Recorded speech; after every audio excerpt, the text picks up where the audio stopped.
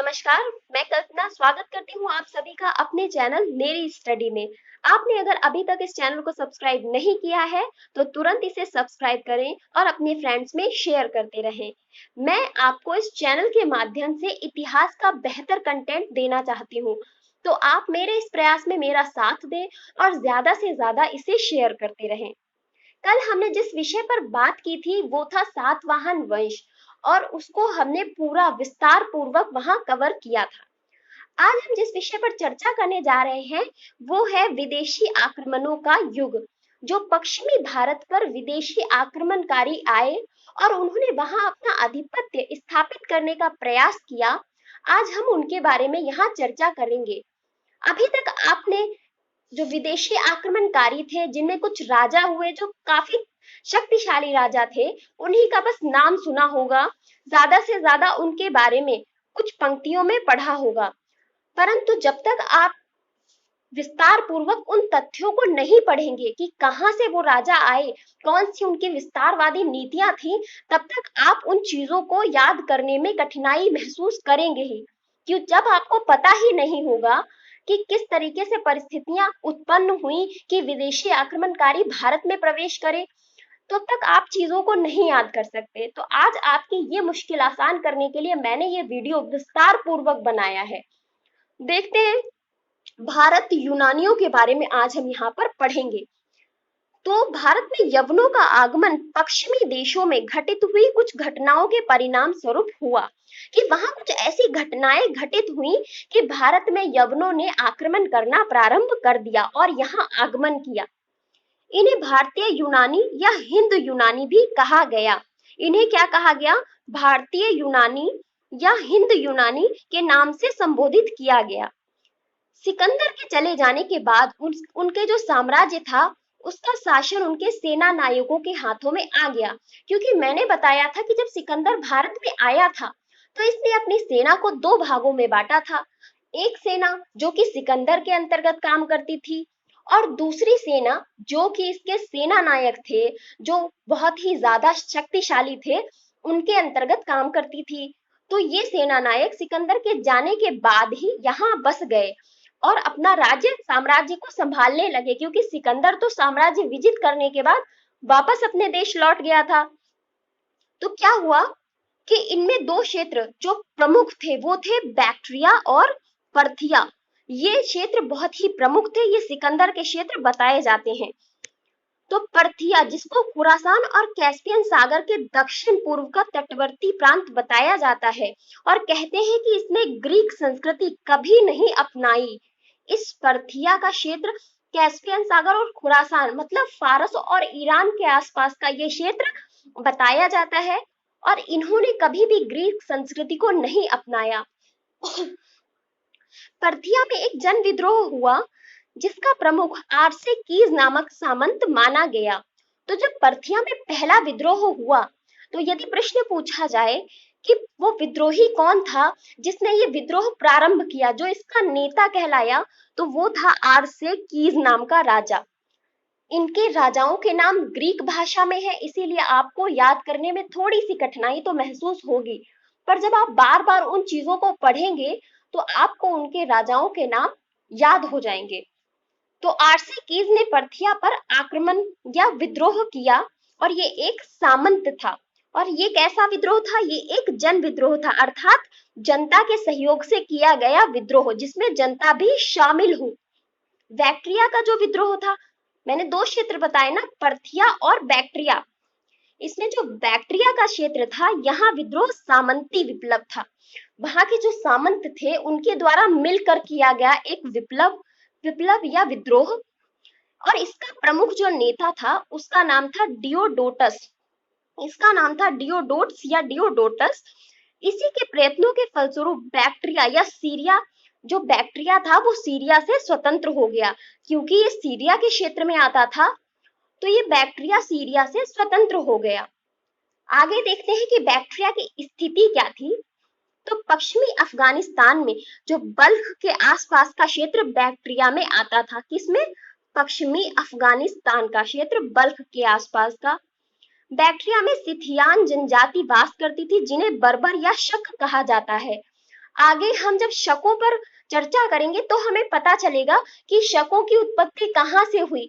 अब जब हमें उत्पत्ति पता चल जाएगी तो हमें शक जो उनके राजा हैं उन्हें याद करने में कोई कठिनाई नहीं होगी, क्योंकि हमें तो उनके अस्तित्व का पता है कि वो कैसे थे, कहाँ से वर्चस्व उनका भारत में आया।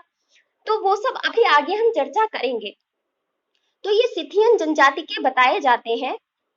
एंटियोकस प्रथम के बारे में अब हम चर्चा करेंगे। ये कौन था? कहा जाता है कि ये सेल्यूकस निकेटर का पुत्र था और उसका उत्तराधिकारी था।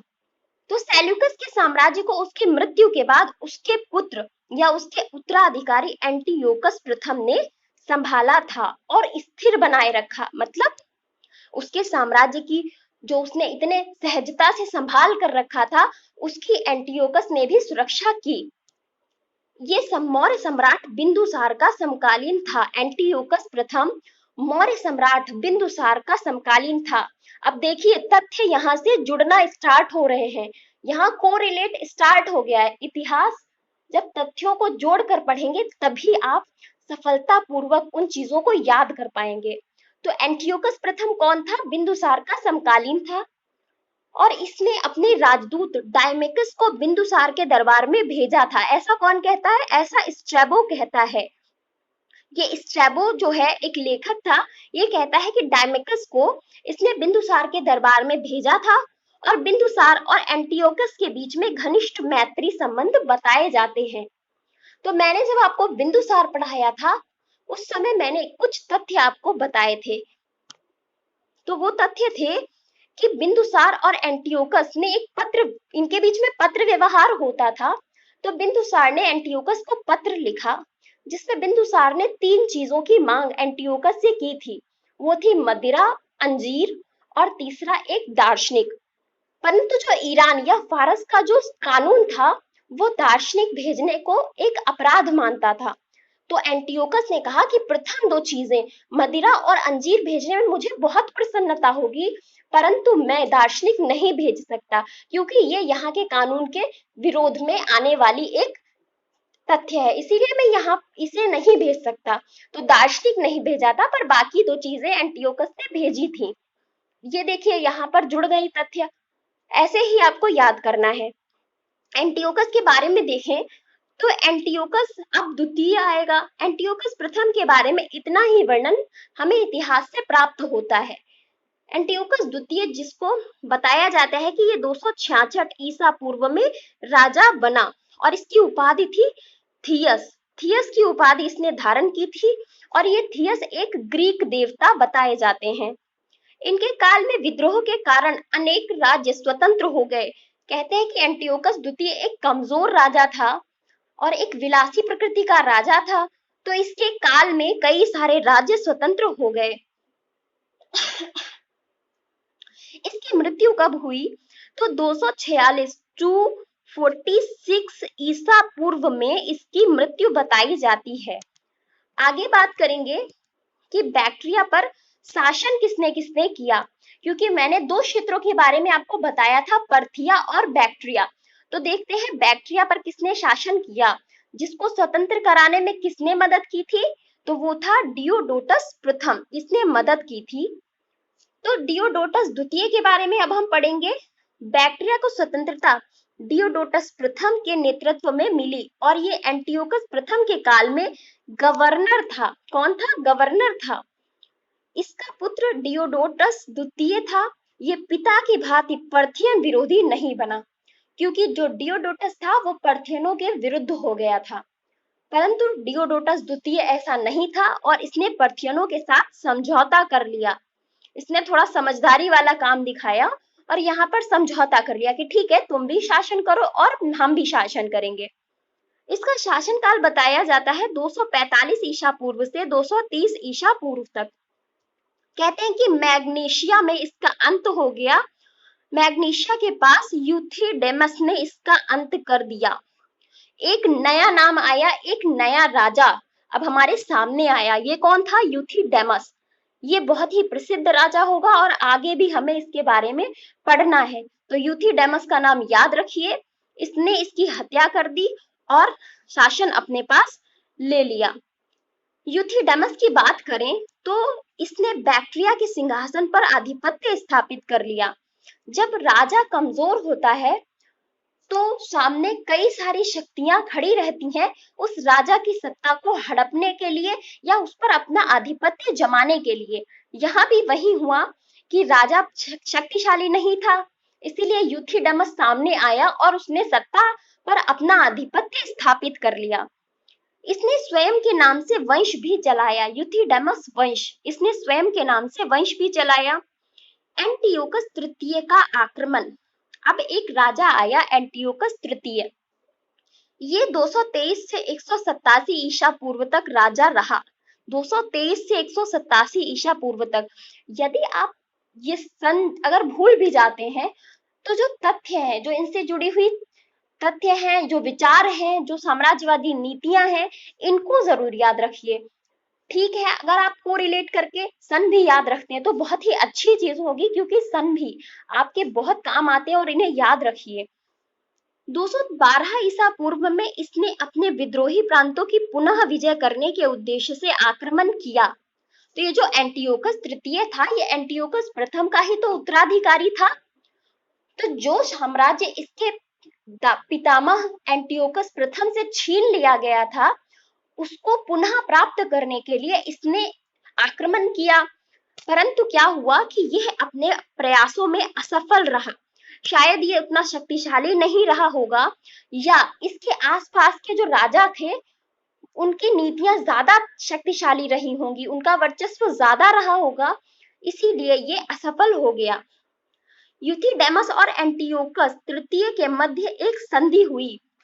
इस संधि के पीछे एक घटना थी, वो बताना चाहूंगी आप लोगों को। कि कहते हैं कि ये जो एंटियोकस तृतीय था, ये यूथिडेमस के साथ इसने कई वर्षों तक युद्ध किया और अपना क्षेत्र पर अपना आधिपत्य जमाने के लिए कई वर्षों तक युद्ध चलता रहा। परंतु जब यूथिडेमस भी इस युद्ध से थक गया तो उसने अपने एक राजदूत जिसका नाम था टेलियस, इसको एंटियोकस के पास भेजा कि जाओ तुम अब संधि का मेरा जो प्रस्ताव है एंटियोकस तृतीय के समक्ष रख दो। परंतु जो एंटियोकस था उसने संधि करने से मना कर दिया, क्योंकि वो बोला कोई संधि नहीं, मैं सिर्फ अपना राज्य हड़प कर रहूंगा। फिर जब बात यहाँ नहीं बनी तो यूथिडेमस ने एक और चाल चली और अपने पुत्र डेमेट्रियस को, जो अत्यंत प्रभावशाली राजा बनकर उभरेगा, उसे एंटियोकस तृतीय के पास भेजा। और डेमेट्रियस से एंटियोकस तृतीय इतना प्रभावित हुआ कि संधि तो करी ही करी, उसके साथ में इसने अपनी पुत्री का विवाह डेमेट्रियस के साथ कर दिया। इतना प्रभावशाली था, इतना ये एंटियोकस तृतीय डेमेट्रियस से प्रभावित हुआ। तो ये थी इनके संधि के पीछे की कहानी। आगे चलते हैं। इसके उपरांत एंटियोकस तृतीय ने 207 से या 206 ईसा पूर्व से हिंदू कुश लांघ कर भारत में आक्रमण शुरू कर दिया। अब इसने यहाँ एंटियोकस तृतीय ने भारत में, जो भारत के सीमावर्ती क्षेत्र थे, हिंदू कुश पर्वत पार करके वहां पर आक्रमण, अपना कार्य जो करने के लिए, आक्रमण करने के लिए आया था, तो वो कार्य इसने प्रारंभ कर दिया। कहते हैं कि सबसे पहले इसने सुभाग सेन, जिसको ग्रीक भाषा में सोफाग सेनस कहा गया है, इस पर आक्रमण किया। तो जब सुभाग सेन ने देखा, तो इतना आक्रमणकारी व्यक्ति सुभाग सेन ने देखा, ये डर गया और इसने पहले ही आत्मसमर्पण कर दिया। और सुभाग सेन को वीरसेन का उत्तराधिकारी बताया जाता है। ये वीरसेन कौन था, इसके बारे में भी जान लेते हैं। तो ये वीरसेन तारानाथ के वृतांत के अनुसार अशोक की मृत्यु के बाद गांधार में स्वतंत्र हो गया। अशोक की मृत्यु के बाद, तो अशोक का समकालीन वीरसेन रहा, जो अशोक की मृत्यु के बाद गांधार में एक स्वतंत्र राजा बन गया। फिर क्या हुआ, एक सबसे महत्वपूर्ण बात कि ये भारत में प्रवेश करने के लिए आया तो, परंतु भारतीय सीमा के भीतर प्रवेश से पहले ही वापस चला गया। तो कहने का तात्पर्य है कि इसने भारतीय सीमा में प्रवेश नहीं कर पाया। क्यों? इसका भी एक कारण था कि एंटियोकस तृतीय ने अपने जीवन काल का एक लंबा समय जो था वो यूथिडेमस के साथ युद्ध में बर्बाद कर दिया। अब जब समय इस एक जर्जर अवस्था में जब ये प्रवेश कर गया, जब अब युद्ध लड़ने की सामर्थ्य नहीं है, तो ये आगे बढ़कर क्या कर सकेगा? ज्यादा से ज्यादा अपने प्राण गंवा बैठेगा। तो ऐसी परिस्थिति में इसने अपना वापस जाना उचित समझा और ये भारत की सीमा में प्रवेश करने से पहले ही वापस चला गया। एंटियोकस ने अपनी पुत्री का विवाह यूथिडेमस के पुत्र डेमेट्रियस के साथ कराया था, जैसा कि मैंने आपको पहले भी बताया। आगे देखते हैं तो हमें पता चलता है कि डेमेट्रियस, अब हम यहाँ पढ़ेंगे डेमेट्रियस के बारे में। हो सकता है कि ये सारे राजा आपके लिए नए हों, आप इन्हें पहली बार पढ़ रहे हों, परंतु ये हमारे लिए महत्वपूर्ण क्षेत्र है। हमें ये सारी चीजें कवर करके चलनी चाहिए, क्योंकि आयोग जरूरी नहीं है कि अब आपसे यही पूछे कि अकबर कौन था और बाबर कौन था।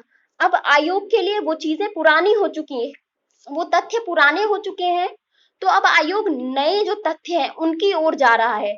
तो हमें भी नए तथ्यों को पकड़ के चलना है ना, इसीलिए हमें सब कुछ कवर करना पड़ेगा। तो देखते हैं डेमेट्रियस कौन था। इतना कठिन भी नहीं है, सब कवर कर लेंगे, टेंशन मत लीजिए बस। 190 ईसा पूर्व में यूथेडेमस की मृत्यु के बाद ये राजा बना। डेमेट्रियस जो कि इसका पुत्र था, सॉरी, 183 ईसा पूर्व में इसने हिंदू कुश पार करके पंजाब का एक बड़ा भाग, इस पर आधिपत्य अपना स्थापित कर लिया। पंजाब के एक बड़े भाग पर स्थापत्य कर लिया अपना। महाभाष्य और गार्गी संहिता क्या कहते हैं कि इनमें जो वर्णित यवन सेनापति यही है, तो निश्चय ही इससे पांचाल देश पर धावा बोला। मध्यमिका, मध्यमिका मैंने बताया था वो क्षेत्र चित्तौड़ का क्षेत्र। तो मध्यमिका और साकेत, साकेत को वर्तमान में अयोध्या नाम से जाना जाता है, इनको चारों तरफ से घेर लिया और पुष्यमित्र के काल में पाटलिपुत्र नगर तक पहुंच गया था।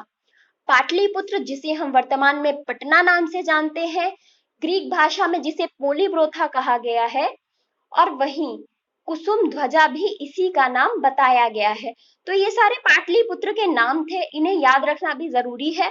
तो कहते हैं कि ये वही राजा है डेमेट्रियस जो पांचाल देश पर जिसने धावा बोला, मध्यमिका और साकेत को घेरा और पुष्यमित्र शुंग के काल में ये पाटलिपुत्र नगर तक पहुंच गया। इस शैबो ने भारत में यवनों की विजय का श्रेय डेमेट्रियस और मेनांडर को दिया है। मेनांडर भी एक राजा था जिसे हम आगे चलकर अभी यूथेडेमस वंश में पढ़ेंगे। तो ये भी एक राजा था। इस शैबो के अनुसार ये वो दो महत्वपूर्ण राजा थे जिन्होंने भारत में यवनों की विजय को स्थापित किया। आगे चलते हैं तो पता चलता है कि जब डेमेट्रियस विस्तारवादी नीतियों में व्यस्त था, उसी समय यूक्रेटाइड्स, अभी एक नए राजा का यहाँ वर्णन आया है। यूक्रेटाइड्स ने ग्रीक जनता की सहायता से विद्रोह कर दिया।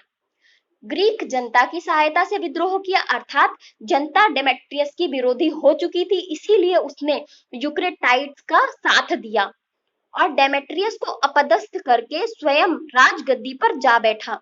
ये घटना 175 ईसा पूर्व की बताई जाती है। डेमेट्रियस को ग्रीक अनुश्रुतियों में भारत का राजा, जिसे ग्रीक भाषा में क्या लिखा गया है, भारत के राजा शब्द को रेक्स इंडोरम कहा गया है, इसे डेमेट्रियस को भारत का राजा बताया गया है। यूथेडेमिया नगर इसने बसाया। किसने? डेमेट्रियस ने यूथेडेमिया नगर की स्थापना की और ये इसने अपने पिता के नाम पर बसाया। आगे देखते हैं तो एक लेखक टार्न है, टार्न के अनुसार सिंध में अपने नाम पर दत्तामित्री नामक नगर इसने बसाया। ग्रीक लोगों के नाम, इसका नाम ग्रीक भाषा में डेमेट्रियस था, परंतु भारतीय भाषा में इसका क्या नाम था? दत्तामित्री। भारतीय इसे दत्तामित्री बोलते थे। शायद वो डेमेट्रियस नहीं बोल सकते होंगे या डेमेट्रियस की जगह उन्हें दत्तामित्री समझ में आया, तो ये इसे दत्तामित्री बोलते थे और कहते हैं कि सिंध में इसने दत्तामित्री नाम का एक नगर बसाया। इसने सिक्के भी चलवाए और ये पहला ऐसा ग्रीक शासक था जिसने द्विभाषीय सिक्के चलवाए, क्योंकि ये भारत में प्रवेश कर चुका था। इसकी खुद की भाषा तो ग्रीक थी, जिसकी कौन सी लिपि थी? खरोष्ठी लिपि थी, परंतु ये भारतीय भाषा से भी परिचित था, इसीलिए इसने द्विभाषिक सिक्के चलवाए। तो ये दो भाषाएं इन पर अंकित थीं। अब जिस राजा के बारे में हम पढ़ेंगे वो है यूक्रेटाइड्स। यूक्रेटाइड्स के बारे में अब हम यहाँ पे पढ़ेंगे। तो 165 से 160 ईसा पूर्व में इसने अपने नाम का नगर बसाया, यूकेटाइडिया। यूकेटाइडिया नगर की स्थापना किसने की थी? यूक्रेटाइड्स ने। और कब की थी? 165 से 160 ईसा पूर्व। समझते रहिएगा तथ्यों को। जस्टिन के अनुसार भारत को इसने जीता और वह 1000 नगरों का स्वामी बन गया। अर्थात इसने 1000 नगरों पर आधिपत्य स्थापित कर लिया, जैसा जस्टिन कहता है, और भारत विजय की, ऐसा भी जस्टिन कहता है। आगे हम देखेंगे कि विभाजन हुआ। बैक्ट्रिया में जो शासनकाल चल रहा था, अब वहां दो राजाओं का वर्चस्व हो गया। एक तो यूथिडेमस के वंश के थे और दूसरे थे यूक्रेटाइड्स। दो राजकुलों का यहाँ पर आधिपत्य हुआ, दो ग्रीक उपनिवेश बन गए। तो पहला राजकुल कौन सा था? पहला राजकुल था जिनका क्षेत्र था पूर्वी पंजाब, सिंध और उसके आसपास का क्षेत्र, जिनकी राजधानी थी यूथिडेमिया। ये यूथिडेमिया कौन सा है? जिसकी स्थापना डेमेट्रियस ने की थी। किसने की थी? डेमेट्रियस ने की थी। और किसके नाम पर? अपने पिता यूथिडेमस के नाम पर की थी। ये वही है। और यूथिडेमिया को शाकल या सियालकोट के नाम से जाना जाता है। और सियालकोट कहाँ है? तो सियालकोट की वर्तमान स्थिति है पाकिस्तान में। ठीक है, ये सारी चीजें याद रखा करिए। इन जगहों के नाम याद रखना बहुत ही ज्यादा जरूरी है। कौन सा क्षेत्र कहाँ पर है, उसे मैप में ढूंढिए, उसके बारे में अध्ययन करते रहिए, तो चीजें आपको याद रहेंगी। और एक दूसरा राजकुल था जिसको बल्ख का क्षेत्र या बख्तरी का क्षेत्र, काबुल की घाटी, गांधार और पंजाब का क्षेत्र, ये दूसरे राजकुल के पास आया। तो ये सब अफगानिस्तान का क्षेत्र था, गंधार ये पाकिस्तान का क्षेत्र था, और पंजाब, अब ये पाकिस्तान वाला पंजाब भी हो सकता है या भारत का पंजाब का क्षेत्र भी इसमें शामिल रहा होगा। ये विभाजन तो हो गया है। तो इन दो वंशों के बारे में, इनके जो राजा हैं, जैसे कि मेनांडर होगा, अभी यूक्रेटाइड्स वंश के कुछ राजा हमें पढ़ने पड़ेंगे, तो इनके बारे में हम कल एक वीडियो बनाएंगे और उसमें वर्णन करेंगे। अभी फिलहाल के लिए आप इन्हीं राजाओं के नामों को बार बार याद करें और इनके बारे में जो तथ्य मैंने दिए हैं उन्हें विस्तार पूर्वक पढ़ने का प्रयास करें। आज के लिए इतना ही। Thank you so much. Video को लाइक और शेयर जरूर कर दीजिएगा। Thank you.